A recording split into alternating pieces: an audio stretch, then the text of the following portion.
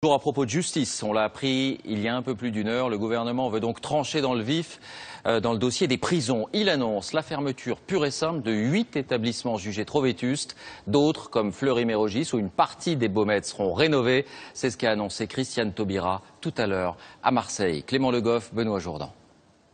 Pour annoncer sa nouvelle politique pénitentiaire, Christiane Taubira a choisi un site emblématique, la prison des Baumettes à Marseille, l'une des plus vétustes de France. Ces photos ont fait scandale il y a quelques semaines. Des cellules insalubres, des conditions de détention déplorables et dès l'arrivée de la ministre, une tension exprimée par les surveillants. On est sur le terrain tous les jours, on a envie de vous exposer les vrais problèmes. Les collègues à l'intérieur, en détention, se sentent délaissés, ne se sentent pas soutenus et ont besoin de gestes forts. La ministre annonce la fermeture de certaines prisons. De Valence à Beauvais en passant par Chartres, plusieurs établissements vont être fermés en raison de leur vétusté. Plus de 1000 places au total sont concernées.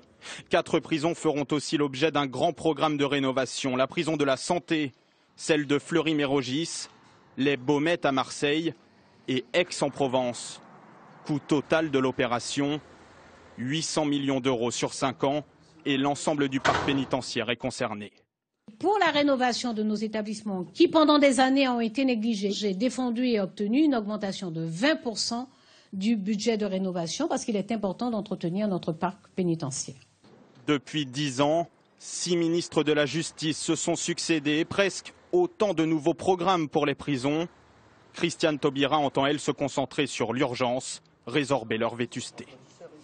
Et parallèlement, la ministre de la Justice a plaidé une nouvelle fois pour des peines alternatives à la prison pour les condamnations les moins lourdes. Elle plaide aussi pour la réinsertion. Voici